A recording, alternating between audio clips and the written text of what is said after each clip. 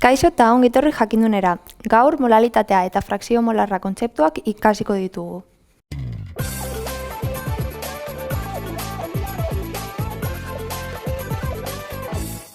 Molalitatea da kilogramo disolbatzaile batean ditugun solutu mol kopurua, eta bere unitateak mol kilogramo dira.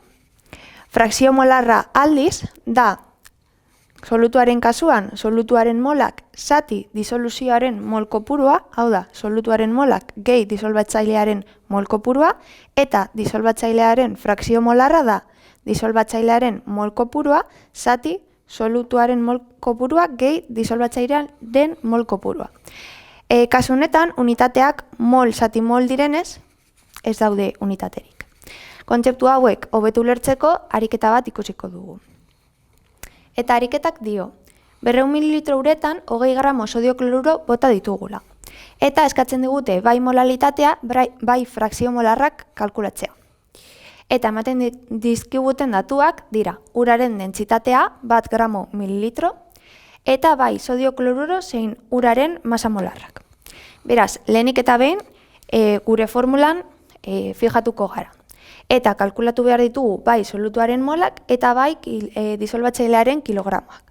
Beraz, molak kalkulatzeko aurreko bideo batean ikusi genuen zein formula erabiltzen zein. Hau da, molak berdin masa zati masa molarra. Guk badaukagu gure solutuaren masa, 20 gramo sodio kloruro, eta badaukagu honen masa molarra, datuetan ematen dena. 58,5 gramo moleko. Beraz, 0,34 mol sodio kloruro ditugu. Orain kalkulatu behar dugu zenbat kilogramo disolbatzaile ditugun. Kasu honetan gure disolbatzailea ura da. Eta ematen digute uraren dentsitatea.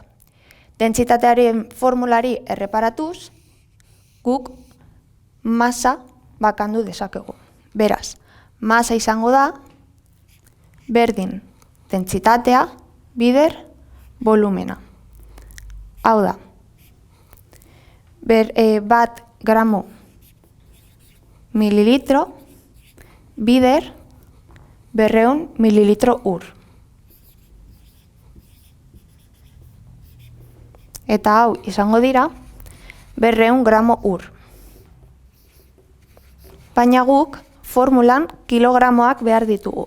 Beraz, gramotik kilogramora pasatzeko zati mila egiten dugu.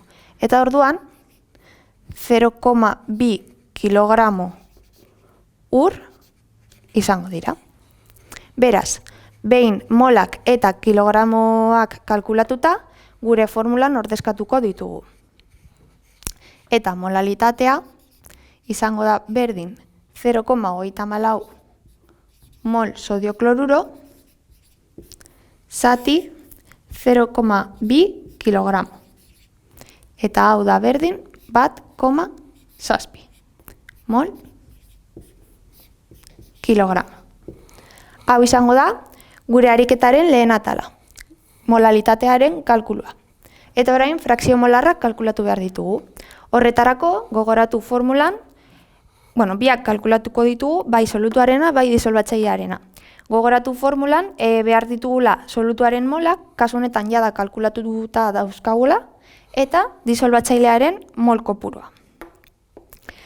Disolbatzailearen mol kopurua kalkulatzeko berriz ere formula hau erabiliko dugu. Kasu honetan, uraren masa jada kalkulatuta daukagu, 200 gramo, eta honen masa molarra datu moduan ematen digute. 18 gramo moleko. Beraz, kalkulu hau eginda, 11,11 mol ur izango ditugu. Behin datu guztiak izan da, gure formulan ordezkatuko ditugu. Kasu honetan, solutuaren frakzio molarra izango da 0,34 mol zati 0,34 gehi 11,11 mol. Eta honen emaitza 0,03 da. Eta gauza bera egingo dugu disolbatzailearen frakzio molarra kalkulatzeko. Baina, kasu honetan, izango da 11,11 mol zati berdina 0,34 gehi 11,11 mol. Eta honen emaitza 0,97 da. Hau izan da guztia, sare sozialetan eta web orrian jarraituz jakindun.